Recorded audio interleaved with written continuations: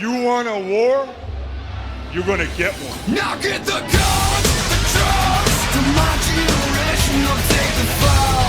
The saints will cross the nation, and it's a sex, the gods, the fakes, the frauds, they're messing with me. Come on, come on, come on, let's get it out. Move to the music, play that fucking music. Live through my music, yeah.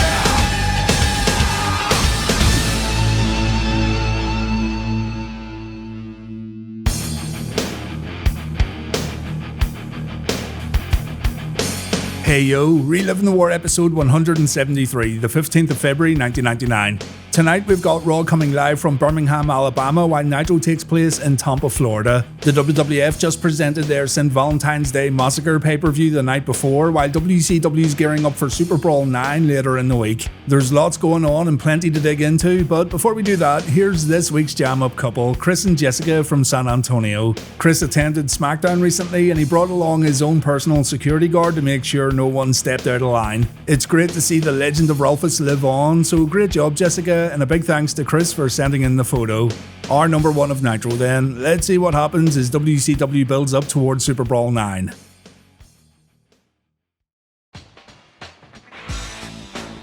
Good news everyone, Kimberly is okay. Thank God, I was worried all week. According to Tony Schiavone, Kim suffered a mild concussion and a few scrapes on her face, but it's nothing too serious. DDP's moved her out of the family home so she's not alone. Page vs Steiner happens later this week at SuperBrawl. Backstage, Arn Anderson chases Disco Inferno in the hottest game of tag we have ever seen on Monday Night Television. Anderson catches up to Disco, but Doug Dillinger and the boys come in to pull Anderson away. Doug and Anderson are wearing the same shirt tonight. I thought I'd just point that out.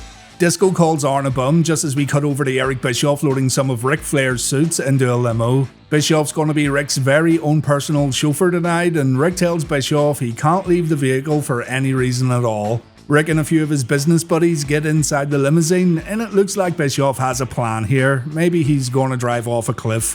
Jerry Lynn with an F versus Perry Saturn with a dress is our opening match, and the commentators announce here that Scott Hall versus Roddy Piper has been booked for SuperBrawl. The US title will be up for grabs, even though Flair said last week that he was taking the opportunity away from the bad guy. Saturn had the match won. He stuck Flynn's head under his dress for a few punches before hitting old Gerald with a top rope splash. Scott Dickinson then jumped on the apron because he still hates Perry's guts. And then Chris Jericho tried to interfere, but the Ayatollah got suplexed out of the ring. Jerry Flynn then hits a weak spinning heel kick, and Flynn gets a victory over Saturn on Monday Nitro. Gotta say, I wasn't expecting this. Jericho vs Saturn happens again at SuperBrawl, by the way, so Perry will have an opportunity to get a little revenge. Bischoff's driving Flair and whoever these other bozos are to the arena tonight, and Ric gets a phone call. WCW security seem to be struggling with Arn Anderson and Disco Inferno, and someone's ended up in the police station. Ric says Disco was supposed to be left off the show tonight, but the Nature Boy's gonna handle it when he arrives to the arena.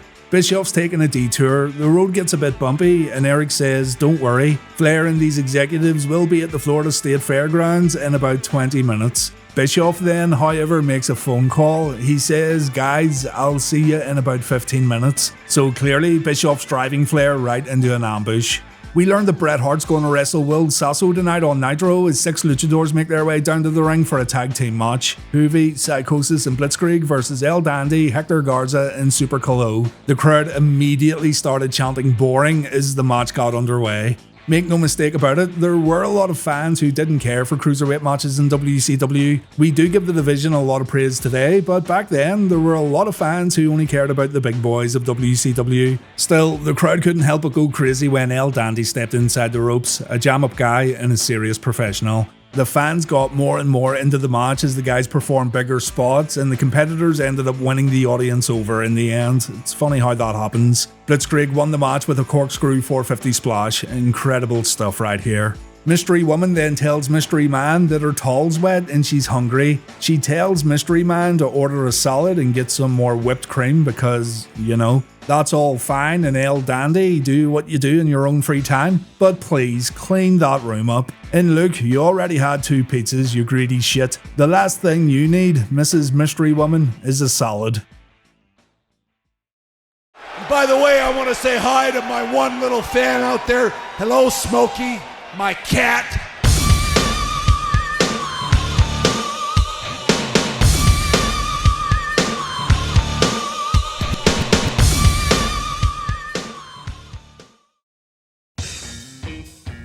Raw kicks off with Commissioner Shawn Michaels announcing the WrestleMania main event. On Nitro, Ric Flair reaches his final destination. HBK's back on Raw, and after St. Valentine's Day Massacre, Shawn can now officially announce the two men headlining WrestleMania this year. Shawn wants Mankind and Steve Austin to come down to the ring so the match can get hyped up a little. So Foley and Austin make their entrances and they stand face to face. Just as Michaels begins to talk, No Chance in Hell plays in the arena and out walks Vince McMahon wearing a neck brace. Austin has a big smile on his face as Vince says he's standing before us tonight a broken man, a humble man. Stone Cold put 12 stitches in the chairman's head and he threw him off the cage last night at the pay-per-view. So Vince has apparently seen the light and he wants to be a better man. He wants to bury the hatchet and he wants a fresh start with Stone Cold Steve Austin. But McMahon wants Stone Cold to say, "I'm sorry." There's always a catch. Stone Cold says he is sorry. He's sorry he didn't beat Vince's ass worse last night at the pay-per-view. So Vince comes up with another plan, another way to screw over the babyfaces. Vince gets confirmation from HBK that Austin's headlining WrestleMania this year. Shawn says, yeah, he certainly is. And Vince then says Shawn needs to do his job because everyone knows Mankind didn't beat Rock last night in the Last Man Standing match. The match ended in a draw. Shawn should give the people what they want, a Rock vs Mankind WWF title rematch tonight. And Mankind says he has no problem giving The Rock another shot, but he wants some time to recover after the pay-per-view. Mankind says he'll fight Rock next week on Raw, and that's when The Rock makes an appearance. Rock says he's bashed Mankind's brain in over the last few months, but tonight the millions want to see Foley go one-on-one with the Great One for the last time. Rock calls Shawn a Rudy Poo candy ass and he says Shawn has to make this match. And Mick says he doesn't need Shawn to do anything. Foley has testicles full of fortitude, so Mick ends up agreeing to the match. Vince says there has to be a winner and Shawn has to make it HBK's kind of match, a ladder match. HBK calls Rock nickel and dime chump change, a little boy and a jabroni before confirming that yes, the ladder match will take place tonight on Raw. And to end the promo, Vince McMahon drops a bombshell when he announces the special referee for the WrestleMania main event. It's Paul White. The Giant has left WCW, he got involved in an Austin vs McMahon match, and now he's part of the WrestleMania 15 main event. Over on Nitro, you'll need to excuse the video quality in a moment as I jump between network footage and VHS footage. This episode of Nitro had technical difficulties apparently and WWE didn't want to upload the entire episode, but the VHS copy I found was absolutely fine. Maybe the master tape wasn't in good condition or something. Anyway, Flair's limousine gets followed by a few Hummers and we all know what's going to happen here. Bischoff parks the limo before running away and Rick tells his executive buddies to stay put, there's nothing to worry about. The NWO approach the vehicle and oh my god, what a disguise. I have no idea who that is, no idea at all. Flair steps out of the limo and he wonders why Hogan just couldn't wait until SuperBrawl. The Nature Boy throws the first punch and it goes downhill rapidly for the president of WCW and the rest of the NWO begin attacking him. Flair gets beaten up pretty badly and the WWE Network version cuts out Hogan jabbing a stick into Flair's head along with Hogan whipping Flair with his weight belt. And check this out, it looks like Hogan's pulling the stick out of Flair's ass. Sorry. I don't think this was removed due to being too violent or anything, seeing as the entrances for the next match were also removed from WWE Network. But there you go, Ric Flair's been destroyed by the NWO and it looks like the SuperBrawl main event is now in jeopardy. Double J and Debra take on D'Lo and Ivory next on Raw. On Nitro, Benoit and Malenko face Fit Finlay and Dave Taylor. Right, you're going to need to get your notebook out for this one. This tag team tournament was already a mess, but now it's turned into a double elimination tournament, apparently. Benoit and Malenko have already lost the match, as has Finlay and Dave Taylor. So whoever wins this match will face Mike Enos and Scotty Riggs later tonight, another team who have already lost the tournament match. Whoever wins that match later tonight will then go on to SuperBrawl to face the team of Curt Hennig and Barry Windham. Now, because every team wrestling on Nitro tonight has already lost a match, they'll need to defeat Hennig and Windham twice at SuperBrawl because Hennig and Windham are undefeated in this tournament. And I have no fucking idea why they decided to convolute this as much as they did because it makes absolutely no sense. The reason given was because the NWO interfered in too many matches. So, you know how to fix that little problem? Yeah, it's pretty simple. Don't book the NWO to interfere in so many matches. I know this is an absolutely bizarre suggestion and it's hard for WCW to comprehend. It's like, what? Don't have NWO interference in matches? Are you mad? But they could have saved themselves a lot of bother by just having a tournament without booking all this other nonsense around it. The match ended with Benoit hitting a diving headbutt just as Malenko was turning Dave Taylor over for a cloverleaf. Taylor taps out, so Benoit and Malenko face Enos and Scotty Riggs later tonight. On Raw, this mixed tag team match doesn't start off too well when Debra falls off the apron. She lands on her ass and she laughs as Jarrett helps her up. Great job. D'Lo hits Jarrett with a jumping leg lariat followed by a clothesline. He then misses a second rope knee drop and already Double J's going for the figure 4. Ivory runs in to break up the move, and when D'Lo hits his low down, Debra runs in to break up the cover. The loudest pop of the match comes when Debra and Ivory start fighting with each other, and this leads to D'Lo and Jarrett trying to keep the women separated. When Ivory turns her back, Debra hits her with Jarrett's guitar, and this one ends in disqualification. Certainly not the greatest match we've ever seen on Raw. Let's move on. After the match, we see Paul White shaking hands with members of the corporation. Everyone's happy to have WCW's giant on Team Corporate, and yeah, what a great signing this was. Paul was young, he was a former WCW champion, he was involved in WCW's main event picture for most of his run, and he's just such a unique performer in regards to his sheer size. Next up on Nitro, the Nitro girls address Kimberly Page, while over on Raw, D-Generation X lay out a challenge. The Nitro girls join the commentary team, and even under these pretty serious circumstances, the commentators can't help gawking at WCW's Monday Night Dancers. Spice says the girls felt a lot of fear when they saw Kimberly tumble out of the car last week. Everyone's very concerned about Kimberly, and Spice says the Nitro girls have passed on all the kind messages that fans have given them for their fallen comrade. Mrs. HBK Whisper gets a little choked up when she speaks directly to Kimberly. She says the Nitro girls miss Kim. Kimberly's in their hearts all the time, and to prove how much of a leader Kim is, she phoned the Nitro girls today to give them some encouragement for tonight's show. Bobby Heenan made a good point earlier on though. It's very possible that Kim jumped out of the car to get away from Steiner, and it's very possible that Steiner didn't lay a finger on Mrs. Page, but more on that later on.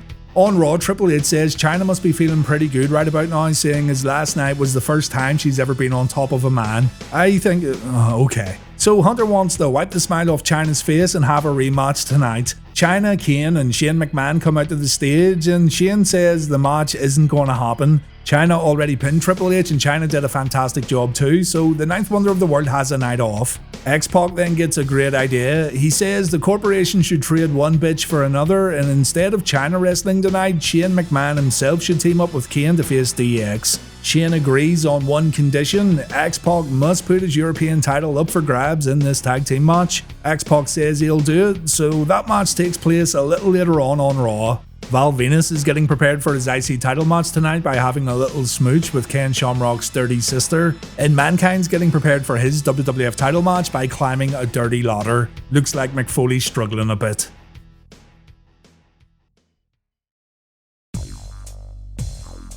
The Val Venus vs Billy Gunn IC title match is up next on Raw, while Bret Hart takes on Will Sasso on Nitro. So Will Sasso's got himself a match on Nitro, and in 2002 he'll also make an appearance on WWF SmackDown. He comes to the ring with his Mad TV co-star Debra Wilson. He's all smiles right now, but little does he know he's stepping into the ring with his excellency. The best there is, the best yeah, you know the drill. Sasso falls for the old test of strength routine, and fair play to him, he takes a pretty hard clothesline from the Hitman. Bret kicks the crap out of Will in the corner, and yeah, sick bump right there, mate. Bret hits Sasso with a leg drop before kicking him out of the ring. The Hitman then grabs a steel chair. He takes a seat in the middle of the ring before smacking Will off the apron. Bret then pours water over Will's head, and on the outside, Sasso gets choked out with some TV cable. Bret tries to use that steel chair. Debra takes it away, and Debra turns heel when she hits Will with a few very weak chair shots. Bret locks in the sharpshooter, Sasso taps out, and Debra Wilson raises Bret's hand in victory before we go to commercial break. I'm sure Will Sasso fans got a kick out of this, but I'll be honest, it means very little to me, seeing as I didn't watch Mad TV and I didn't really know who Sasso was at the time. Our comedy TV programs back then were way different to yours in America, so yeah, I can't really say much about this because I don't have a fair opinion really. Sasso did take a few good bumps though, so I'll give him that. Val Venus won the Intercontinental belt last night at In Your House. So Venus now has Ken's sister and Ken's IC belt. Way to go, Shamrock, you should have stayed in the dojo. The two trade hands at the opening bell with Venus getting the better of Billy. Billy answers with a neckbreaker that was reminiscent of the Rude Awakening, and Val answers with his new signature move, the hard-on clothesline. Whoever suggested that to Venus needs to reevaluate their life because it wasn't funny. Venus misses a headbutt and Billy replies with a backdrop. Ryan Shamrock then gets on the apron because she fancied a little walk or something, I don't know. But she gets knocked off when Billy hits the ropes and Billy stops to see if Ryan's okay. This leads to Venus winning the match after a German suplex, so Val is still the WWF Intercontinental Champion.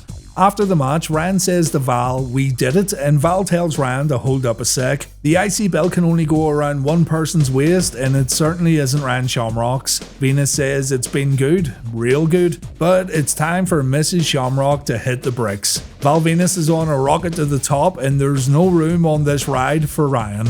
After a commercial break, Billy Gunn's seen trying to comfort Ryan, but Ken Shamrock thinks Billy's trying to rude his sister, so Billy gets attacked and officials try to break the fight up.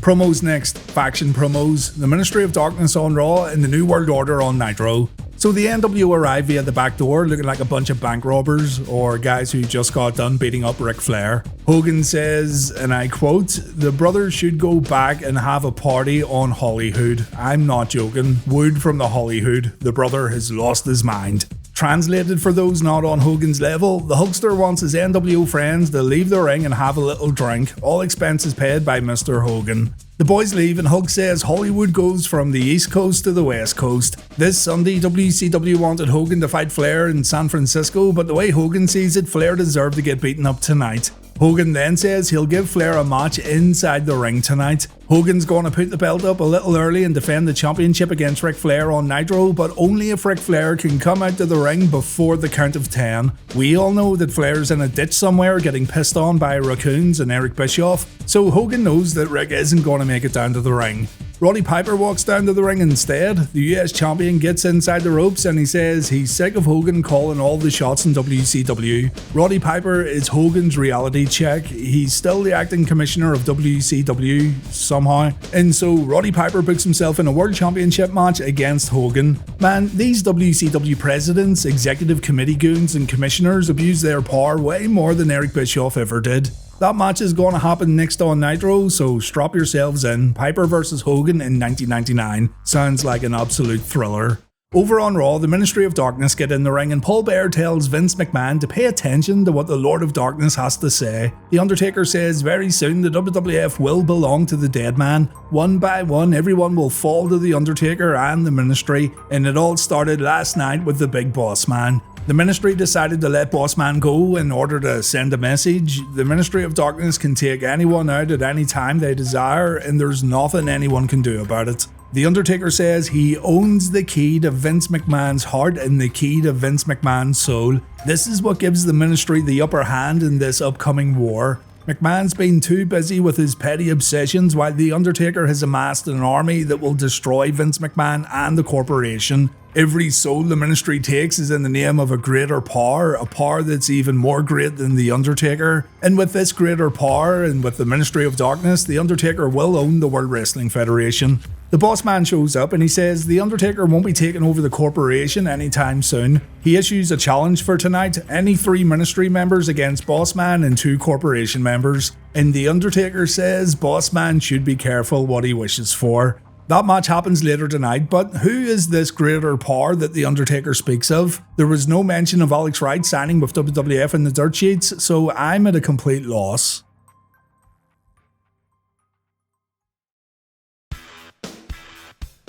X-Pac and Triple H versus Shane McMahon and Kane happens next on Raw, while Nitro presents Roddy Piper versus Hulk Hogan.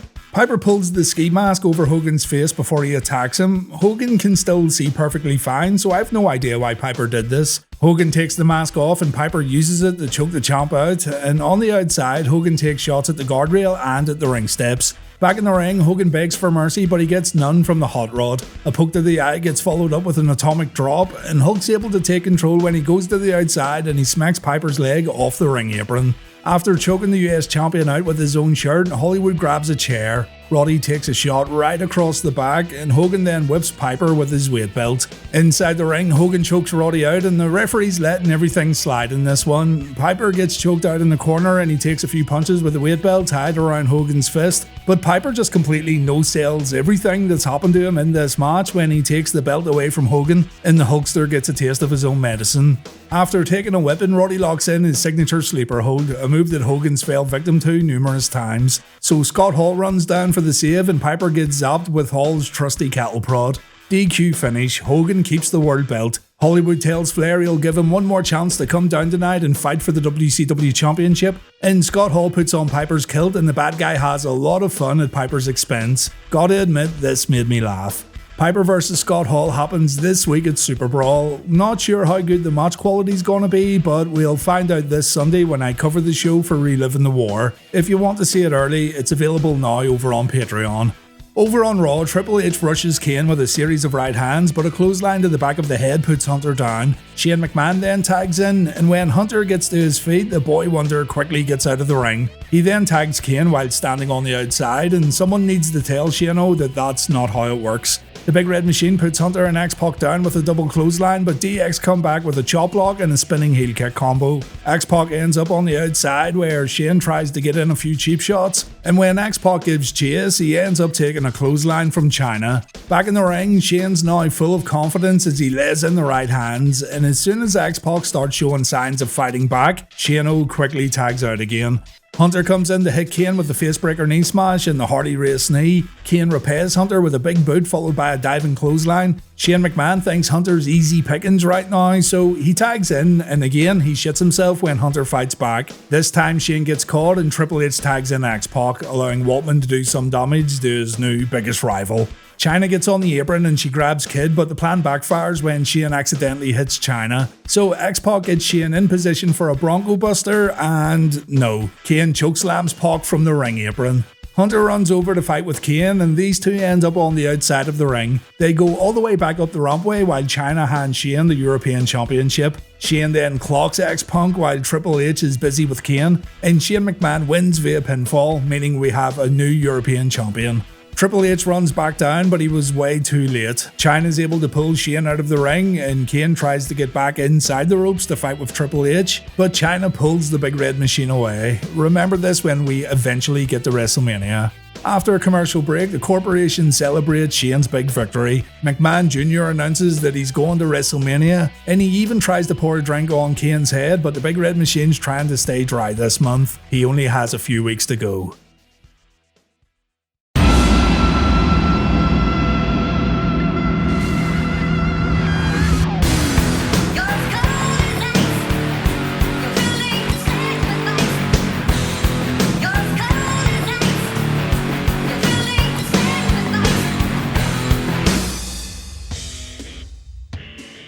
Steve Blackman vs Bob Sparky Plug Holly's next up on Raw. On Nitro, we check in with the Nature Boy Ric Flair and Scott Steiner's attorney. Holly's defending his hardcore title here against a literal god amongst men, so say goodbye to that championship, Mr. Holly. Blackman suplexes Holly on the stage and the crowd boo when both men disappear to the backstage area. You know, these hardcore matches are starting to play out the same every week, and I don't blame the fans either. You kinda pay to see the wrestlers in the ring, you know? Anyway, we go backstage where Blackman kicks a fridge. The fridge never recovered. Holly throws a TV at Steve, but Blackman's cat-like reflexes saves him from losing his head. Sparky Plug though is able to hit Steve with a metal sign or whatever it is, so Blackman throws Holly into a few empty beer kegs. The camera work here is awful, by the way, and the WWF still had work to do when producing these matches for live TV. The two head outside where Holly gets rammed into an 18-wheeler, and then we see what could be the greatest motherfucking kick of all time. Look at that, my god. Again in slow motion. Yeah. Some random Rastafarian attacks Blackman afterwards and oh, never mind, it's straws. His new gimmick must be based around headwear, I don't know. The disguise fooled me though, and it definitely fooled Blackman. Holly pins Steve, Holly retains the hardcore title, and let it be known it took two men to defeat Big Stevie Cool on this evening. Holly runs back to the ring. He thinks he's hot shit right now because he's won and defended the hardcore belt in the space of 24 hours. He calls out the WWF for giving him weak tag team partners, lousy gimmicks and goofy names. And Bob, mate, it's not our fault you couldn't make the most of a race car gimmick. Stop being such a giant bitch. So Holly calls out anyone who wants to step up to the plate, and there he is, Bart Gunn. Looks like WWF actually found something for Bart to do. Gunn says Holly must have forgot that he was once his tag team partner, and Bob says no, he hasn't forgot about Bart. He also hasn't forgotten that Bob was the only man that Bart couldn't knock out in the Brawl for All. And guys, let's go back to episode 142 of Reliving the War for just a moment, and let's see what I had to say about that particular Brawl for All match. Gonna get the old Brawl for All scorecard out early and show you how I scored this one. Round 1, Bob Holly gets battered. Round 2, Bob Holly gets battered. Round 3, Bob Holly gets battered. Southpaw Bodacious Bart absolutely annihilated Sparky Plug without trying a single takedown. In round 2, it looked like Bob was gonna cry. And after another round of sheer domination, Bob looked like he completely regretted his decision to fight in this tournament. Hardcore Holly would make up for this though by attacking defenseless rookies on Tough Enough and getting his head wrecked by Brock Lesnar, so aye, good job Bob. Yeah, nothing to brag about, Mr. Plug. Bart Gunn says he wants to fight Bob next week, and Holly says he'll show Bodacious Bart what an Alabama ass-kicking's all about. I'm looking forward to it.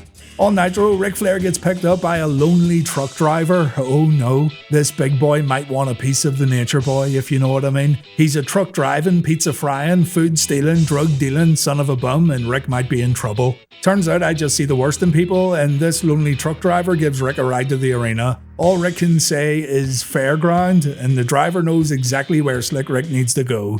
We cut over to Scott Steiner's attorney. We don't know his name, but I'm going to call him Mr. File. Yeah, that's a good attorney name, Mr. File. First name Peter. Peter says Scott Steiner's suing DDP for attacking him last week. A multiple count complaint has been filed by the Big Bad Booty Daddy alleging that DDP committed assault and battery, resulting in bodily injuries, which in turn resulted in disabilities and impairment along with mental and emotional pain and suffering. The fucking troll levels are on point. Scott wants $1 million, saying as his ability to work has been severely limited after that attack last week. A subpoena has been issued for DDP to appear before a grand jury, and Dallas could face 15 years in jail.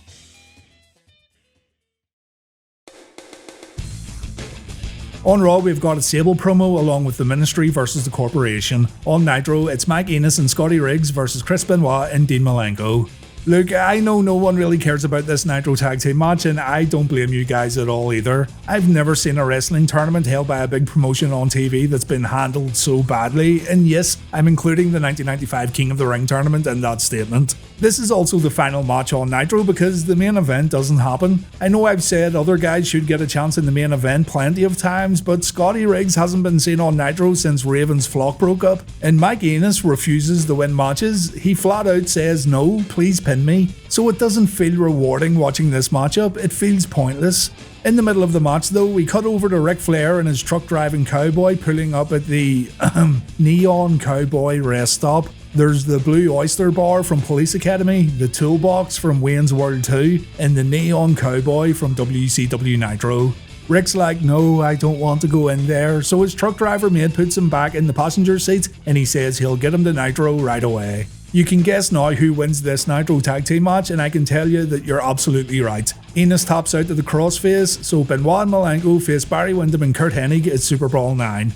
Mystery Woman tells Mystery Man he promised to go to a mysterious meeting. So Mystery Man has to go to the mystery meeting right now, but not before spending another few minutes with Mystery Woman. Our guy seems very busy, doesn't he? I sense some manipulation going on here, something's not right.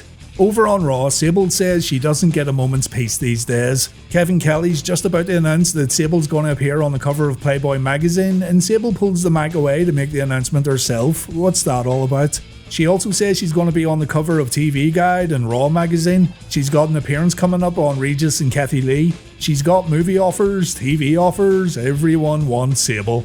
Crazy fan lady gets stopped by our main man Jim Dodson once again, but this time Sable says let her go. The fan tells Sable that she loves her and Sable calls her a nut. This lady's been harassing Sable because she wants to be just like her idol, but no one can be like Sable. This woman's just a wannabe like all these other fans. Big Jim takes the fan out of the ring and Sable puts her shades back on, so it looks like we're dealing with a heel Mrs. Mero from now on. To be honest, I'm all for it.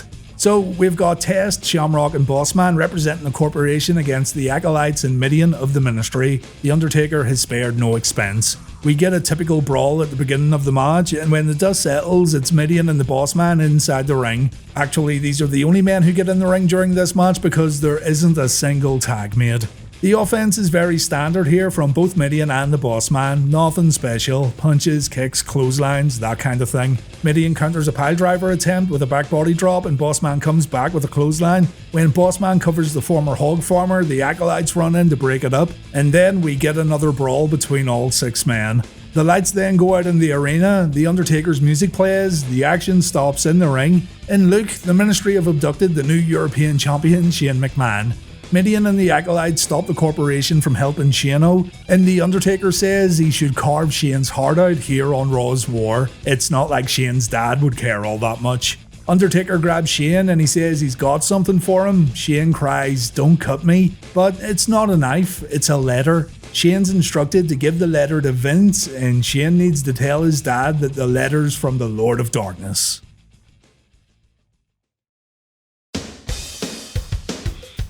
Ric Flair vs Hollywood Hogan scheduled to headline Nitro, but as mentioned, it doesn't happen. On Raw, it's The Rock vs Mankind in a ladder match. Hogan and company make their way down to the ring, and Hulk says he and Big Kev saw Ric Flair walking around backstage in his robe. The Nature Boy got scared and he locked himself in his dressing room. Hogan wants to give Flair one more shot at the belt tonight, so this time the Nature Boy gets a 20 count. If Rick doesn't show up, then he's missed his opportunity. The NWO start counting down. We cut backstage to see Ric Flair arrive at the arena like Kimberly Page. His new, definitely straight neon cowboy buddy helps Rick to his feet, and the Nature Boy's going to walk to the ring to fight Hulk Hogan while holding an axe handle. Rick can barely walk. He stumbles into the arena and he stumbles through the crowd as he tries to get to Hogan. He looks like me after a few pints, to be fair. Rick crawls into the ring and he's got no chance at all here. The NWO mess him about before Malenko and Benoit step inside the ropes, but there's just too many NWO guys and the Horsemen get annihilated. Rick ends up on the outside where Buff Bagwell beats him up with that axe handle. Flair gets put on the floor and Hogan takes a few shots at the Nature Boy too. It ends with the NWO once again surrounding Rick and the beating continues right up until Nitro fades out. But just before the show ends, we see Scott Hall talking to the Mystery Man. Now you see how it's done? Don't mess it up.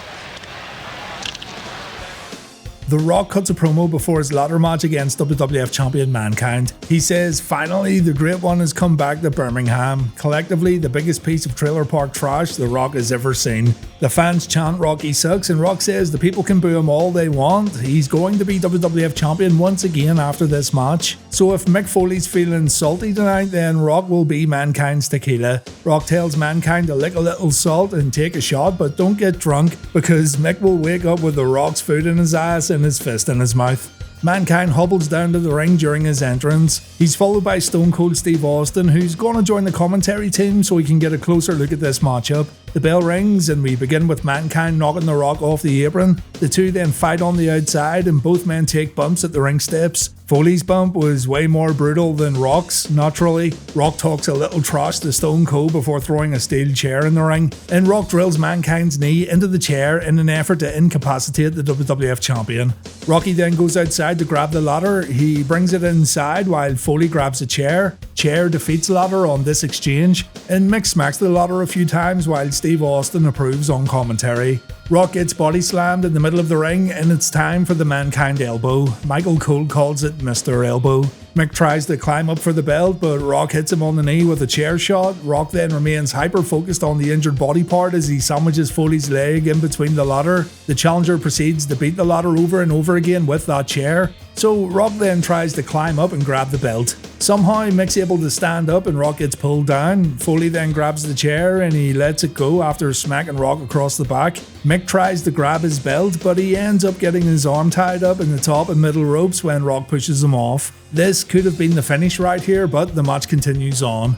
Mankind gets freed and he decides to hit a low blow on the Rock. The two then fight in the crowd and they make it all the way back to the entranceway. Rock knocks a barricade over and Mick takes advantage with an elbow drop, but he tries one too many times and Foley drills Mr. Elbow into the barricade. The two go back through the crowd and Mick hits his knee off the ring steps after taking a clothesline. Rock follows this up with a suplex on the rampway. Mankind then gets choked out with some TV cord, but Rock then takes a Foley-like ring step bump and Mick's back in with a chance here. Foley sets Rock up on the Spanish announce table. He's looking for a double arm DDT, but Rock hits a low blow and Foley takes a rock bottom. All Rock has to do now is grab that WWF title, but again, somehow Mick stands up and he punches Rock right in the corporate balls. Rock then takes a double arm DDT and Austin tells Mick to get his ass up that ladder, but Mick goes for Mr. Socko instead and he ends up taking a DDT. The two then fight at the top of the ladder and then Rock takes Mr. Socko. And just when you think Mick's got it won, Paul White walks down to the ring. Paul White is here to ruin the ladder match for Mick Foley. Mankind takes a huge chokeslam off the ladder and Paul White tells Austin that he's next. Stone Cold stands up and the crowd pops, but their attention's then drawn back to the ring when Rock grabs the WWF title. The Rock is now a 3-time WWF champion in the space of 3 months, and The Rock's going to headline WrestleMania against Stone Cold Steve Austin. Austin accepts the outcome, there's nothing he can do about it. What he can do though is get in the ring and hit Rock with a stunner just before Raw fades out.